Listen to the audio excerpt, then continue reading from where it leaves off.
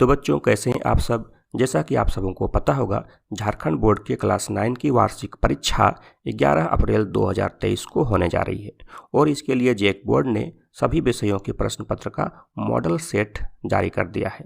आज की वीडियो में हम लोग उसी मॉडल सेट में से विज्ञान के मॉडल सेट के प्रश्नों पर चर्चा करेंगे। आप सबों को पता होगा कि आपकी जो परीक्षा होगी वह OMR सीट पर होगी और उसमें मुख्य रूप से 5 विषय की ही परीक्षा होगी, है ना। तो चलिए हम लोग क्वेश्चन को हल करना शुरू करते हैं।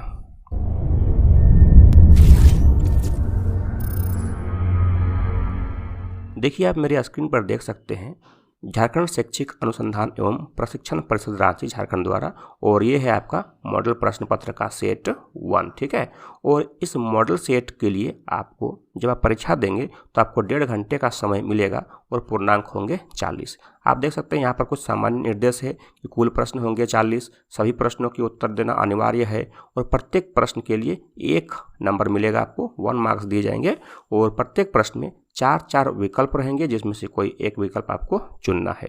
गलत उत्तर देते हैं तो कोई भी अंक आपको नहीं काटे जाएंगे, ठीक है। तो चलिए हम लोग सबसे पहले देखते हैं पहला क्वेश्चन। आप देखिए मेरे स्क्रीन पर देख सकते हैं, पहला क्वेश्चन है निम्न में किन राशियों का SI मात्रक समान होता है, ठीक है। तो ऑप्शन देखिए, चाल और वेग, त्वरण और विस्थापन, बल और समवेग, इनमें से कोई नहीं।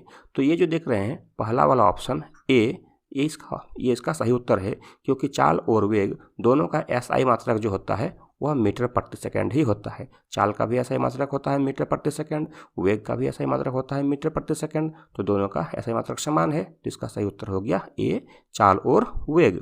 अब देखिए क्वेश्चन नंबर 2। दूसरा क्वेश्चन है निश्चित दिशा में वस्तु द्वारा तय की गई दूरी है, क्या है? चाल, वेग, विस्थापन और त्वरण। तो इसका सही उत्तर है सी, विस्थापन। निश्चित दिशा में वस्तु द्वारा तय की गई दूरी को हम लोग कहते हैं विस्थापन।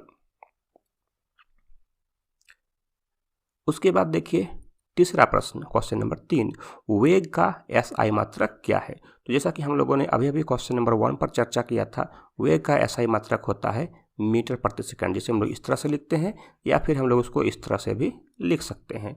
तो इसका सही उत्तर कौन सा हो जाएगा? देखिए इसका सही उत्तर हो जाएगा डी, मीटर प्रति सेकंड। तीसरा का डी है सही उत्तर। अब देखिए क्वेश्चन नंबर 4।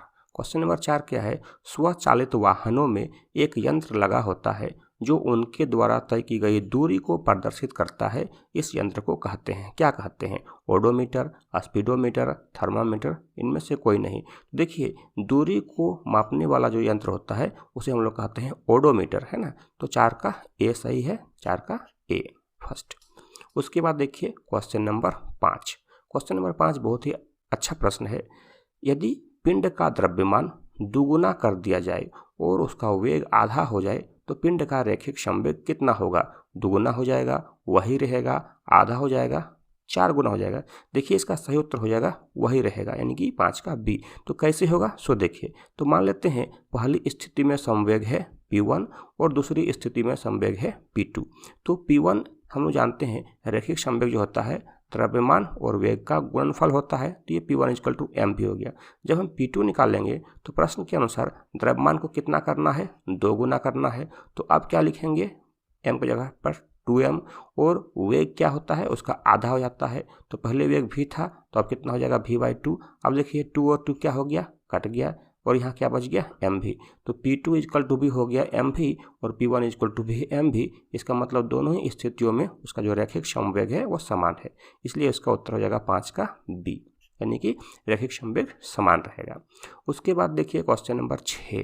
क्वेश्चन नंबर क्या है? छठा प्रश्न जो है, यदि 2 वस्तुओं A और B के द्रव्यमान क्रमशः 6 kg और 34 kg हों तो A का जड़त्व B के जड़त्व से अधिक होगा या B का जड़त्व A के जड़त्व से अधिक होगा। देखिए यहाँ पर क्या है कि जिसका जितना ज़्यादा द्रव्यमान होता है उसका जड़त्व भी उतना ही ज़्यादा होता है। तो देखिए एक वस्तु A है और A का द्रव्यमान है मात्र 6 kg और दूसरा वस्तु B है, B का द्रव्यमान है 34 kg। तो द्रव्यमान B का ज़्यादा है तो जड़त्व भी B का ही ज़्यादा होगा। तो इसका उत्तर क्या हो जाएगा? B का जड़त्व A के जड़त्व से अधिक होगा, यानी कि B। इसका सही उत्तर होगा B का जड़त्व A के जड़त्व से अधिक होगा। अब देखिए क्वेश्चन नंबर 7 क्या कहता है? 7 क्वेश्चन, न्यूटन गति के किस नियम को जड़त्व का नियम भी कहा जाता है? तो जैसा कि आप सबों को पता होगा, न्यूटन के गति का 3 नियम है और उसमें से प्रथम नियम को जड़त्व का नियम भी कहते हैं। तो इसका सही उत्तर हो जाएगा ए, 7 का ए, न्यूटन के गति का प्रथम नियम, जिसको हम लोग जड़त्व का नियम कहते हैं। उसके बाद देखिए क्वेश्चन नंबर 8। क्वेश्चन नंबर 8 है, रॉकेट किसके सिद्धांत पर कार्य करता है? तो रॉकेट जो होता है वह संवेग संरक्षण के सिद्धांत पर काम करता है। देखिए इसमें संवेग संरक्षण कहाँ पर है? पहला है ऊर्जा संरक्षण, दूसरा द्रव्यमान संरक्षण, तीसरा है संवेग संरक्षण। तो 8 का सी हो जाएगा सही उत्तर, संवेग के संरक्षण। संवेग संरक्षण के सिद्धांत पर रॉकेट कार्य करता है। उसके बाद देखिए क्वेश्चन नंबर 9, 60 kg द्रव्यमान के किसी मनुष्य का भार चंद्रमा पर क्या होगा? तो देखिए किसी भी वस्तु का चंद्रमा पर जो भार होता है वह पृथ्वी पर के भार का 1/6 गुना होता है। तो जैसे मान लेते हैं पृथ्वी पर भार है उसका WE और चंद्रमा पर भार मान लेते हैं उसका WM, ठीक है। तो ये जो WM होगा वह कितना होगा? 1/6 × WE। चंद्रमा पर किसी वस्तु का भार पृथ्वी पर के भार का 1/6 गुना होगा, ठीक है। तो अब देखिए 1/6 गुना पृथ्वी पर किसी वस्तु का भार कितना होता है? mg, द्रव्यमान गुना गुरुत्वीय त्वरण। तो m इसका द्रव्यमान कितना दिया हुआ है? 60 kg और g का मान यहाँ पर देखिए दिया हुआ है 10 मीटर प्रति सेकंड स्क्वायर, हम यहाँ 10 लिखते हैं। अब देखिए ये 6 से 60 कितना बार में कटेगा? 10 बार में, और 10 को 10 से गुना करेंगे तो कितना हो जाएगा? 100। और भार का जो मात्रक होता है वो होता है न्यूटन, ठीक है। तो इसका मतलब ये हुआ कि 60 kg द्रव्यमान के किसी मनुष्य का भार चंद्रमा पर कितना होगा? 100 न्यूटन होगा। अब देखिए 100 न्यूटन किस में है? पहला है 600 न्यूटन, फिर 60 न्यूटन, फिर 100 न्यूटन और फिर डी। इसका सही उत्तर हो जाएगा सी, 100 न्यूटन। उसके बाद देखिए क्वेश्चन नंबर 10, 10वां प्रश्न, यदि दो वस्तुओं के बीच की दूरी को आधा कर दिया जाए तो उनके बीच का गुरुत्वाकर्षण बल किस प्रकार बदलेगा? देखिए हम सभी जानते हैं गुरुत्वाकर्षण बल का जो फॉर्मूला होता है वो होता है Gm1 m2/d², डिस्टेंस का स्क्वायर, है ना। तो यहाँ पर क्या है कि दूरी को आधा कर दिया जाए, बाकी चीज़ में कोई परिवर्तन नहीं हो रहा है। तो अगर हम दूरी को आधा कर देंगे तो उसका जो बल होगा वह क्या हो जाएगा? दूरी के स्क्वायर का गुना बढ़ जाएगा। चलिए हम लोग देखते हैं उसको कितना होता है। तो पहली स्थिति में है ये F1 इतना, और दूसरी स्थिति में हम मान लेते हैं F2।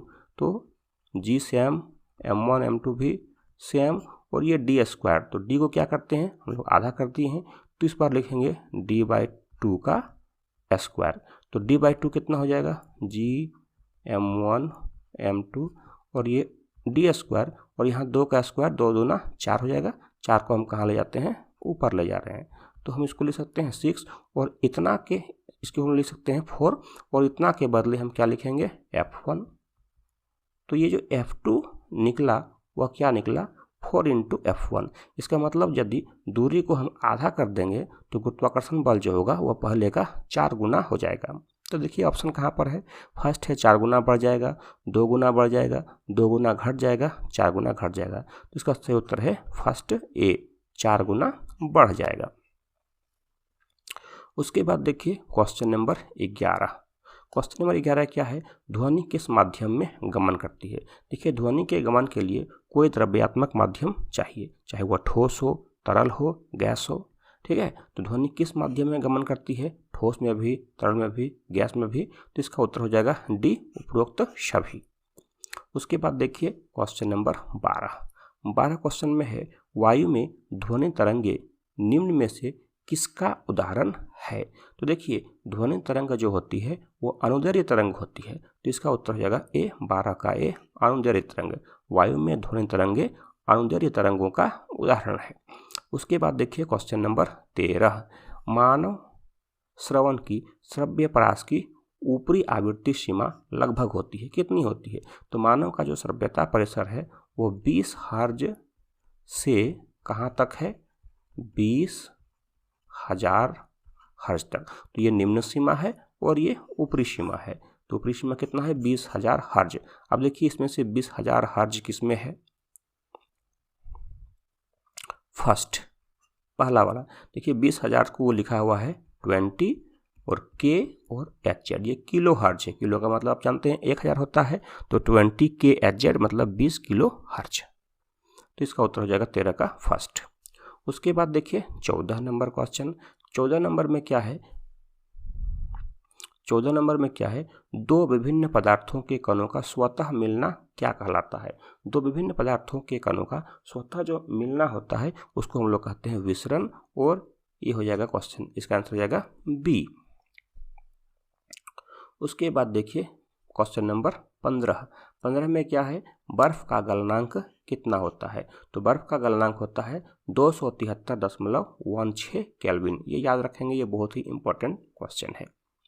ये केल्विन में है ना। वो अगर डिग्री सेल्सियस में हो तो कितना होगा, तब हो जाएगा 0 डिग्री सेल्सियस। बर्फ का गलनांक 0 डिग्री सेल्सियस होता है, या फिर हम बोल सकते हैं 273.16 केल्विन। कहीं कहीं 15 भी लिखा होता है।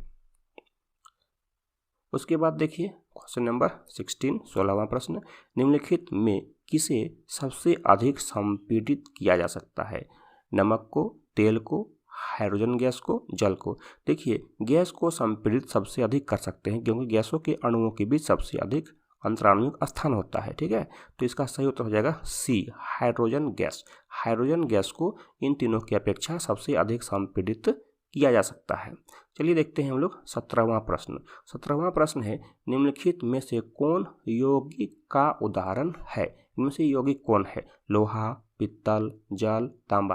देखिए लोहा तत्व है, पित्तल मिश्र धातु है, और जल जो है यही यौगिक है। जल का सूत्र होता है H2O। इसका सही उत्तर हो जाएगा सी, जल एक यौगिक है। अगला प्रश्न है 18वां प्रश्न। पीतल किस धातु का मिश्रण है। तो पीतल जो होता है जिंक और कॉपर का मिश्रण होता है। इसका उत्तर हो जाएगा पहला। पीतल जो है वो कॉपर और जिंक यानी कि तांबा और जिंक का यानी कि जस्ता का मिश्रण है। उसके बाद देखिए क्वेश्चन नंबर 19। 19 में क्या है, निम्नलिखित में कौन रासायनिक परिवर्तन का उदाहरण है। रासायनिक परिवर्तन कौन सा है। देखिए जल का बर्फ में बदलना नहीं, भोजन का पचना, हाँ ये हो जाएगा इसका सही उत्तर बी, 19 का बी। भोजन का पचना जो है वो रासायनिक परिवर्तन का उदाहरण है।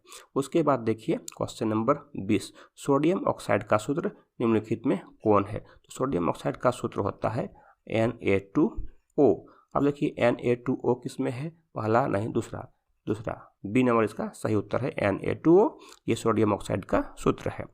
उसके बाद देखिए 36 ग्राम जल में जल के कितने मोल हैं। 36 ग्राम जल में जल के कितने मोल है। तो सबसे पहले देखिए जल का होता है आणविक सूत्र, ये अगर आणविक द्रव्यमान निकालते हैं, जल का आणविक द्रव्यमान, तो हाइड्रोजन का होता है 1 और है इसका 2, तो 2 से गुना करेंगे, प्लस ऑक्सीजन का होता है 16 AMU, तो यहाँ पर हो जाएगा ये 18, है ना। तो 18 ग्राम में कितना मोल होगा, 1 मोल होगा। ध्यान दीजिएगा 18 ग्राम में कितना मोल होगा, 1 मोल होगा। और यहाँ है कितना 36 ग्राम, तो इसका मतलब 18 दूना 36, तो इसका मतलब 36 ग्राम में कितना मोल हो जाएगा, 2 मोल हो जाएगा, है ना। तो देखिए यहाँ पर सही उत्तर कौन सा हो जाएगा, बी, 21 का बी। 36 ग्राम जल में जल के 2 मोल होंगे। उसके बाद देखिए क्वेश्चन नंबर 22 में है C2H2 का मोलर द्रव्यमान क्या होगा। C2H2 का मोलर द्रव्यमान, देखिए मोलर द्रव्यमान कैसे निकालते हैं। तो इसका देखिए कार्बन का द्रव्यमान होता है 12, तो 12 गुना 2, और हाइड्रोजन का होता है 1, तो 1 गुना 2, तो 12 दूना 24, और 1 को 2 से गुना करेंगे तो 2, तो ये हो जाएगा 26। तो C2H2 का जो मोलर द्रव्यमान होगा वो कितना हो जाएगा, 26। अब देखिए इसमें से ऑप्शन नंबर बी इसका सही है, 26। अगला प्रश्न देखिए क्वेश्चन नंबर 23 है, इलेक्ट्रॉन की खोज किसने की थी। तो इलेक्ट्रॉन की खोज की थी जे थॉमसन ने। इसका सही उत्तर हो जाएगा बी। और आपको जानकर ये खुशी होगी कि जे थॉमसन को इलेक्ट्रॉन की खोज के कारण ही नोबेल प्राइज भी मिला था। क्वेश्चन नंबर देखते हैं 24वां प्रश्न है, एक तत्व में 11 इलेक्ट्रॉन है तथा 12 न्यूट्रॉन है, उस तत्व का परमाणु संख्या क्या होगा। देखिए परमाणु संख्या जो होता है वो होता है प्रोटॉन की संख्या, और प्रोटॉन की संख्या और इलेक्ट्रॉन की संख्या दोनों समान होता है। तो परमाणु संख्या जब निकालना होगा तो परमाणु संख्या का मतलब क्या होता है, प्रोटॉन की संख्या, और प्रोटॉन की संख्या जो होता है वह इलेक्ट्रॉन की संख्या के बराबर होता है। और इलेक्ट्रॉन की संख्या कितना दिया हुआ है, 11। इसका मतलब इस तत्व का जो परमाणु संख्या होगा वह भी कितना होगा, 11। 24 का ए सही हो जाएगा। ठीक है। उसके बाद देखिए क्वेश्चन नंबर 25, किसी तत्व के समान समस्थानिक में निम्नलिखित में कौन और परमाणु का समान नहीं होंगे। थोड़ा सा देखिए इसके वाक्य में थोड़ी सी सटीकता नहीं है, ठीक है, बट कोई बात नहीं। इस प्रश्न का मतलब है कि किसी तत्व के समस्थानिक में निम्नलिखित से कौन सा परमाणु का जो कण है वह समान नहीं होगा। तो जब समस्थानिक की हम बात करते हैं तो समस्थानिक, जैसे एग्जाम्पल देखिए C12 और C14, तो इसमें इलेक्ट्रॉन कितना होगा, 6 होगा, प्रोटॉन कितना होगा, 6 होगा, और न्यूट्रॉन कितना होगा, 6 होगा। यदि हम C14 की बात करते हैं तो इलेक्ट्रॉन होगा 6, प्रोटॉन होगा 6, लेकिन न्यूट्रॉन जो हो जाएगा वो 6 नहीं होगा, 8 हो जाएगा। देखिए इलेक्ट्रॉन और प्रोटॉन की संख्या में कोई परिवर्तन समस्थानिक में नहीं होता है। समस्थानिक में परिवर्तन किस में होता है, न्यूट्रॉन में। ठीक है, तो कौन परमाणु समान नहीं होंगे, तो न्यूट्रॉन समान नहीं होंगे। अब देखिए इसमें से सही उत्तर कौन सा होगा, इलेक्ट्रॉन, प्रोटॉन, न्यूट्रॉन। इसका हो जाएगा 25 का सी, न्यूट्रॉन जो होंगे वो समान नहीं होंगे। चलिए आगे देखते हैं। अगला प्रश्न है 26वां प्रश्न, निम्नलिखित में कौन एक कोशिक जीव के उदाहरण है। एक कोशिक जीव जिसमें एक ही कोशिका होती है। ठीक है, गेहूं, चिड़िया, अमीबा, प्याज। इसका सही उत्तर हो जाएगा सी। अमीबा जो होता है वो एक कोशिक होता है। आपने देखा होगा अमीबा का इस तरह होता है, उसमें एक केंद्रक होता है, बस यही अमीबा है, ये एक ही कोशिका का बना होता है। उसके बाद देखिए क्वेश्चन नंबर 27, लाइसोसोम का निर्माण कौन करता है। ठीक है, तो लाइसोसोम का जो निर्माण होता है वो अंतःप्रद्रव्य जालिका और गोल्जिकाएं मिलकर करते हैं। तो यहाँ ऑप्शन है माइटोकॉन्ड्रिया, प्लास्टिड, गोल्जी उपकरण। इसका सही उत्तर हो जाएगा सी, गोल्जी उपकरण, है ना। तो लाइसोसोम का निर्माण गोल्जी उपकरण के द्वारा होता है। उसके बाद देखिए क्वेश्चन नंबर 28, कोशिका झिल्ली के आर पार पदार्थों का आना जाना किस प्रक्रिया के द्वारा होता है। तो इसका सही उत्तर होगा विसरण। ठीक है, विसरण जो होता है इसके द्वारा कोशिका झिल्ली के आर पार पदार्थों का आना जाना होता है। इसका सही उत्तर हो जाएगा विसरण। चलिए हम लोग अब देखते हैं क्वेश्चन नंबर 29। 29 में है पौधे के शीर्ष पर कौन सा उत्तक पाया जाता है। तो इसका उत्तर होगा पहला विभाजोत्तक। विभाजोत्तक, तो पौधों का जो शीर्ष होता है उसमें विभाजोत्तक पाया जाता है, जो कि कोशिका के सक्रिय विभाजन के लिए जिम्मेवार होता है। इसी के कारण कोशिका का सक्रिय विभाजन भी होता है। चलिए हम लोग देखते हैं अब 30वां प्रश्न। 30वां प्रश्न है रक्त के तरल अधात्री भाग को क्या कहते हैं। तो रक्त के तरल अधात्री भाग को हम लोग क्या कहते हैं, हम लोग प्लाज्मा कहते हैं, प्लाज्मा। अगला प्रश्न है श्वेत क्रांति किससे संबंधित है। 31 नंबर प्रश्न, श्वेत क्रांति किससे संबंधित है। तो श्वेत क्रांति जो होता है वह दूध के उत्पादन से संबंधित होता है। इसका सही उत्तर हो जाएगा सी, दूध उत्पादन। उसके बाद देखिए 32 नंबर क्वेश्चन बहुत ही आसान, निम्नलिखित में कौन रबी फसल का उदाहरण है। तो देखिए मौसम के आधार पर हम लोग फसल को रबी फसल और खरीफ फसल में हम लोग बांटते हैं। इसमें से रबी फसल कौन सा है, तो चना जो है वह रबी फसल का उदाहरण है। इसका सही उत्तर हो जाएगा डी। क्वेश्चन नंबर देखिए 33 में है जीवों के वर्गीकरण का सर्वाधिक मूलभूत लक्षण क्या हो सकता है। तो देखिए जीवों के वर्गीकरण का जो सर्वाधिक मूलभूत लक्षण है वह है उसका कोशिका संरचना। तो 33 का सही उत्तर हो जाएगा सी, उसका कोशिका संरचना। कोशिका संरचना के आधार पर जीवों का वर्गीकरण जो है वो उसका सर्वाधिक मूलभूत लक्षण है। 34 नंबर क्वेश्चन देखिए, 34 नंबर में 34वां प्रश्न है पादप वर्ग का उभयचर किसे कहते हैं। देखिए उभयचर का मतलब होता है जो जल और थल दोनों में हो सके। ठीक है, तो यहाँ पर देखिए जो पादप वर्ग का जो उभयचर होता है वो होता है ब्रायोफाइटा। ब्रायोफाइट्स जो होते हैं वो पादप वर्ग में उभयचर कहलाते हैं। उसके बाद देखिए क्वेश्चन नंबर 35वां प्रश्न है व्हेल निम्नलिखित में से किस वर्ग से संबंधित है। सरीसृप, पक्षी, स्तनपायी, मत्स्य। तो व्हेल जो है देखिए वो रहती तो पानी में है, लेकिन उसका गुण जो है वो स्तनपायी के जैसा है, इसलिए हम लोग व्हेल को स्तनपायी में रखते हैं। इसका सही उत्तर हो जाएगा सी। 36 नंबर क्वेश्चन देखिए, 36वां प्रश्न है, वैश्विक ऊष्मन के लिए कौन गैस उत्तरदायी है? Carbon dioxide, carbon monoxide, nitrogen gas, oxygen gas. तो वैश्विक ऊष्मन यानी कि ग्लोबल वार्मिंग के लिए कार्बन डाइऑक्साइड गैस सबसे ज़्यादा उत्तरदायी है इन चारों में से। तो इसका सही उत्तर हो जाएगा फर्स्ट कार्बन डाइऑक्साइड। उसके बाद देखिए प्रश्न संख्या 37 में क्या है, जल प्रदूषण से निम्नलिखित में कौन सा प्रभाव नहीं होगा? ध्यान दीजिएगा, प्रभाव नहीं होगा। तो जल के तापमान में परिवर्तन, हैजा, जल में ऑक्सीजन की कमी, फेफड़े संबंधी रोग। देखिए जल प्रदूषण के कारण फेफड़े संबंधी रोग नहीं होते हैं, है ना, तो बाकी 3 होता है, तो इसका सही उत्तर हो जाएगा डी। उसके बाद देखिए क्वेश्चन नंबर 38 में क्या है 38, निम्नलिखित में कौन असंक्रामक रोग है? असंक्रामक रोग मतलब जो रोग एक व्यक्ति से दूसरे व्यक्ति में नहीं फैलता है। ऑप्शन है खांसी, जुकाम, रतौंधी, हैजा, कालाजार। तो इसमें हो जाएगा ऑप्शन नंबर बी।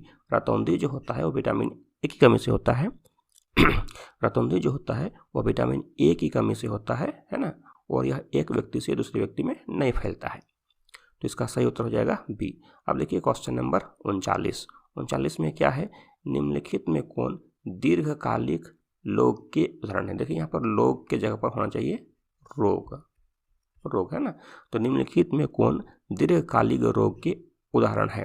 तो अवधि के आधार पर हम लोग अल्पकालिक और दीर्घकालिक 2 वर्गों में रोग को विभाजित कर सकते हैं। तो दीर्घकालिक का मतलब होता है जिसका प्रभाव लंबे समय तक वो पड़े, है ना। तो देखिए इसका सही उत्तर हो जाएगा सी, टीबी जो होता है यह एक ऐसा रोग है जो काफ़ी लंबे समय तक शरीर को प्रभावित करता है। तो इसका सही उत्तर हो जाएगा सी। अब देखिए इस मॉडल सेट का यह अंतिम प्रश्न है, 40वां प्रश्न, जीवाणु निम्नलिखित में से कौन वर्ग में आते हैं? तो जीवाणु जो होता है वह मोनेरा वर्ग में आते हैं। इसका सही उत्तर हो जाएगा बी, मोनेरा वर्ग। ठीक है, तो इस तरह से हम लोगों ने इस मॉडल क्वेश्चन के 40वें प्रश्न पर चर्चा किया है। उम्मीद करता हूँ वीडियो आपको अच्छी लगी होगी। अगर आपके मन में कोई प्रश्न हो तो ज़रूर कमेंट करें।